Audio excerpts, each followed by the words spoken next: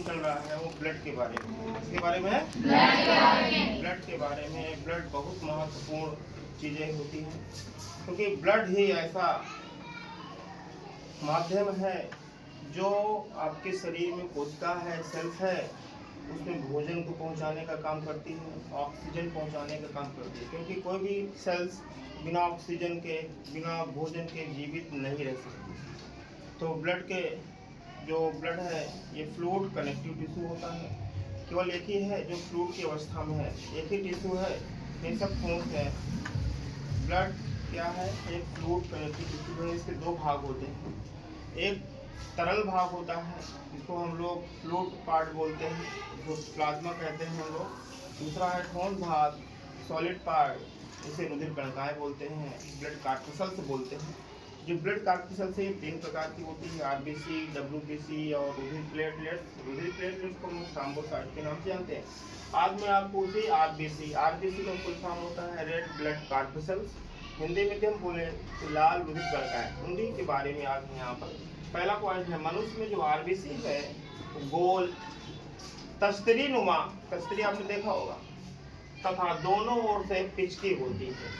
दोनों ओर से क्या होती है? पिचकी होती है। दबा देते हैं, पिचक जाती है। दोनों ओर से पिचकी होती है। ये आकृति में बाइकानकेव होती है।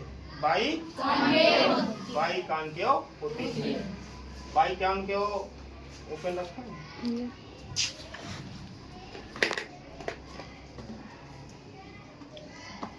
बाइकानकेव का मतलब होता है द्यू अवतल। द्यू अवतल क्या होता है? दोनों ओर से पिचकी होती है। देखो ये दोनों धंसा हुआ है, ये धंसा है, इधर से धंसा है, तो ये बाइकानकेव होती है। बाइकानकेव मतलब द्यू अवतल, दोनों ओर से पिचकी होती है। ठीक है। पुरुषों की भी हम बात करते हैं, प्रति घन mm ब्लड में आरबीसी की संख्या 50 से 55 लाख। यदि स्त्रियों की बात करते हैं 45 से 50 लाख होती है, इनकी संख्या है आरबीसी की। मनुष्य और अन्य स्तनधारियों के आरबीसी में केंद्रक नहीं होते। मनुष्य है और भी अन्य स्तनधारी ले लो। स्तनधारी आप जानते हो मैमल्स बोलते हैं, जिनके शरीर पर बाल होते हैं और बच्चों को दूध पिलाने के लिए उनमें मेमोरी ग्लैंड होती है, वो सब स्तनधारी हैं। याद रखिएगा, स्तनधारियों के आरबीसी में केंद्रक नहीं होते हैं। लेकिन दो ऐसे स्तनधारी हैं, ऊंट और लामा। ऊंट और लामा ऐसे स्तनधारी हैं जिनकी आरबीसी में केंद्रक पाया जाता है। आरबीसी में हीमोग्लोबिन नामक श्वसन वर्णक पाया जाता है, जो ऑक्सीजन वाहक का कार्य करता है। ऑक्सीजन वाहक का काम करता। आरबीसी में हीमोग्लोबिन होता है। ठीक है। और इसी हीमोग्लोबिन का ब्लड का जो रंग होता है वो लाल होता है। हीमोग्लोबिन बहुत ही महत्वपूर्ण। हीमोग्लोबिन क्या है? एक श्वसन वर्णक है। वर्णक को बोलते हैं पिगमेंट। श्वसन रिस्पायरेटरी पिगमेंट होता है।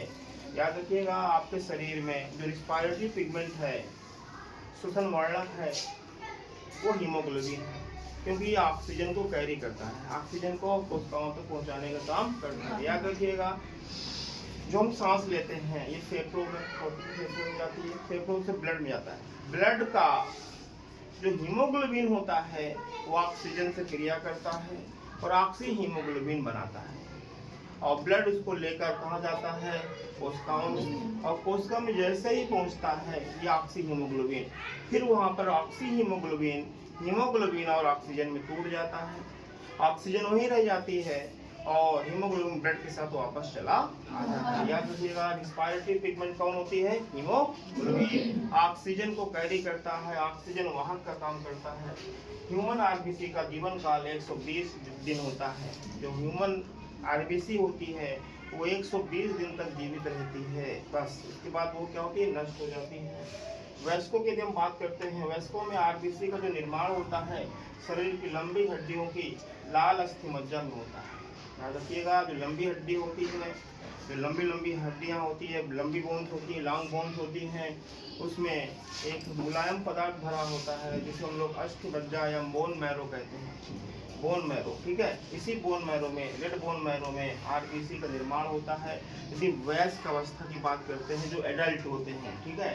यदि हम भ्रूणावस्था की बात करते हैं, जब जीव भ्रूण की अवस्था में होता है, तो आरबीसी लीवर और प्लीहा में बनती है, ठीक है। प्रोटीन है, आयरन है, विटामिन B6 है, प्रोटीन, आयरन, विटामिन B6 है, B12 है, और फोलिक एसिड आरबीसी के निर्माण में क्या है, सहायक है। आरबीसी का निर्माण बहुत महत्वपूर्ण होता है। ये आरबीसी के निर्माण में सहायता कौन करता है, प्रोटीन करती है, आयरन करता है, विटामिन B6 करता है, B12 और फोलिक एसिड, फोलिक एसिड, ये 3-4-5 चीजें हैं जो आरबीसी के निर्माण में सहायक होते हैं। कल मैं आपको डब्ल्यूबीसी के बारे में बताऊंगा, फिर प्लेटलेट्स के बारे में बताऊंगा। रोज जितना पढ़ाया जाए याद करते जाइएगा, नहीं तो दिक्कत हो जाएगी।